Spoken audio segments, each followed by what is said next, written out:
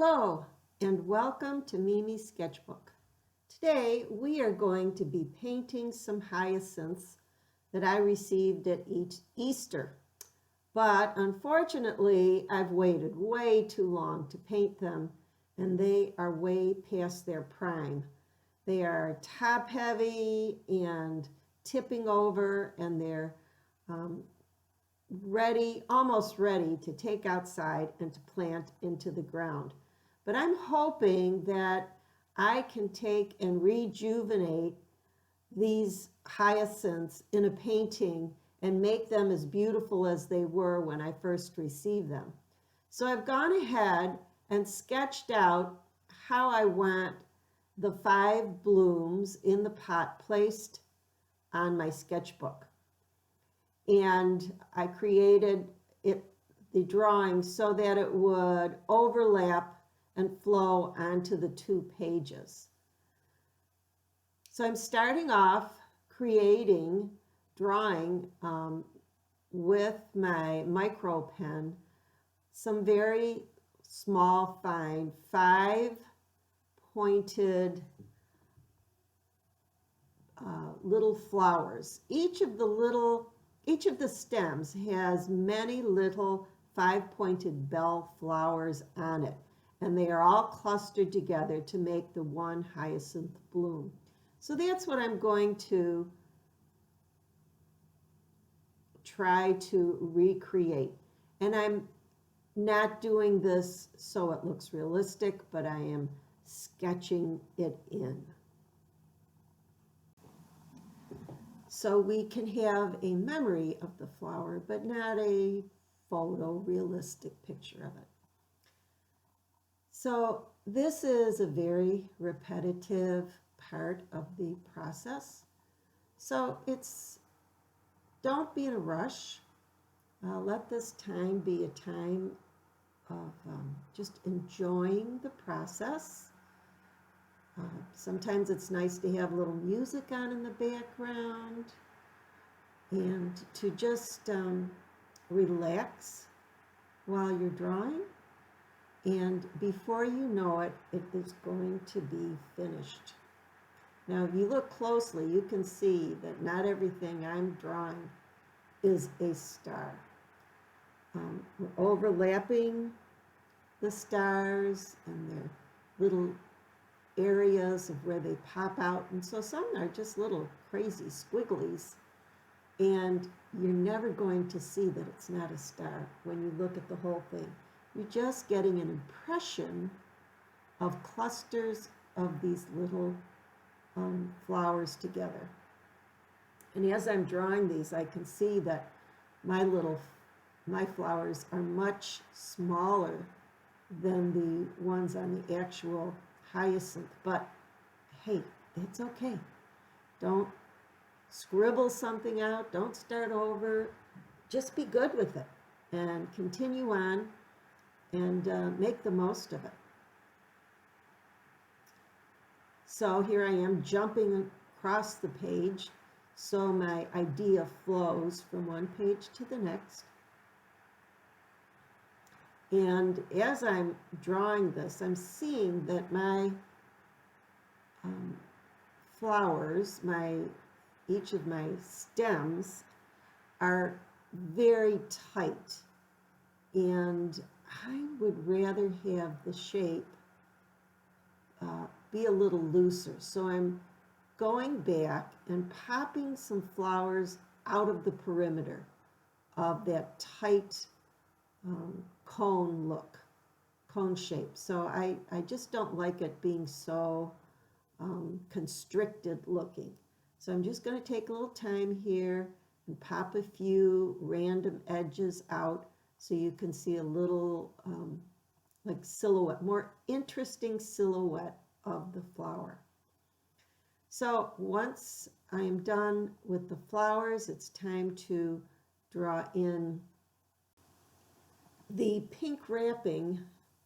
It's a mylar covering on the pot, and it actually was a very pretty pink color that looked beautiful with the flowers, and the whole thing was quite lovely and soft. And I really thought the color was lovely. I'm not usually a person that goes for violet and pink, but I really liked these together. So now it's time to make the leaves, and I try to turn the page so it's easy for me to make a nice curved edge. So I would suggest you practice making a long curved leaf on scrap paper if you're not used to it, so you can do it easily. So I'm erasing all the pencil marks off and checking the color that I want to mix up. And I'm using my palette to mix up a good amount of the base color, and that would be sort of a mauve violet color. And I'm going to use the tip of my round paintbrush to start to fill in each of the flowers. And this is another process when you have so many little flowers. Just sit back and relax and enjoy the process again. And so what I'm going to be doing is, first I'll paint in a light color and let it sit, and then go back with a darker color and emphasize the center. Now remember, the centers are each an individual bellflower, and the centers are darker than the outside edges, so they need some emphasis.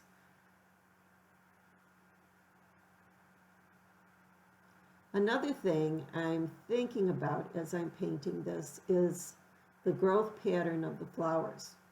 The flowers that emerged first out of the pot are longer and taller, and they're older.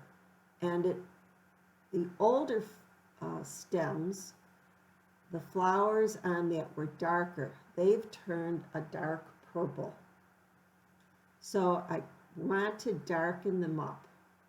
So I've added, go back, and you can see I'm adding a little bit more and a little bit more as time goes by to add some interest. So all the colors are not the same. Everything has some variation to it. So it keeps, even though it's a single stem, there's a lot of interest in it.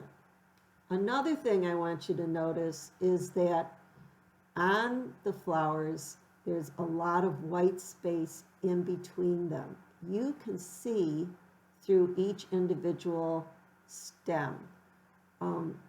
There you can see right through it. It's not solid. And if you make it solid, it's just going to lose some of the light, fresh airiness. So you always want to just be careful not to fill it all in. Leave some of the paper showing.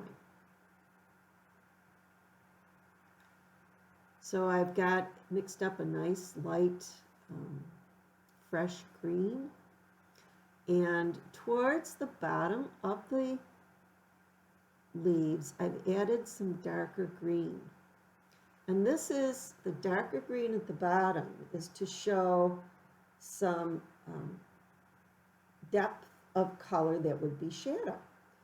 The parts of the leaf that are out away catch more light, and the ones that go down to the center are darker. So I'm going to go in and darken them up and even get a very, very deep Prussian blue and create the shadow that is in between each of the stems at the bottom. If you look at the base of a plant where there are multiple stems, it's usually very dark, a very deep, deep shadow in there. So that helps to ground the flower in the pot. It makes it look like it's setting down into the pot, and it just weights it. There's weight to it, and it makes it feel appropriate. So here are some, the pretty pink on the little wrapping. And I'm going back and enhancing the color a little bit more, putting some depth on. Not everywhere, just in a few places to add some variation, to show the difference between the individual stems. You don't want everything looking the same.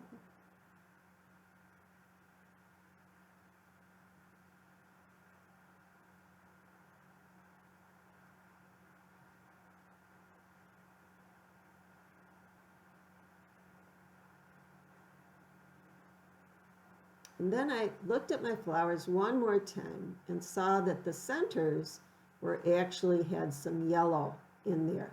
So I went and grabbed some yellow and put a few dots of that around. And it really, I liked that, the look it gave it. It warmed it up. It wasn't so monochromatic. It wasn't so cool. And now I'm just having fun grabbing some of the purple color and hitting my paintbrush against my hand and splattering some paint around, just to give all that white background some atmosphere. And I like that. Putting a little more detail on the pot. And I want to remember when I drew this, so of course I put the date in. And a few more details. Oh yes, I saw some of the green stems, so I added that. And then I added in the Bible verse from my devotions today. So I want to thank you for joining me at Mimi's Sketchbook. I hope you enjoyed this and you give it a try. So God bless. Take care.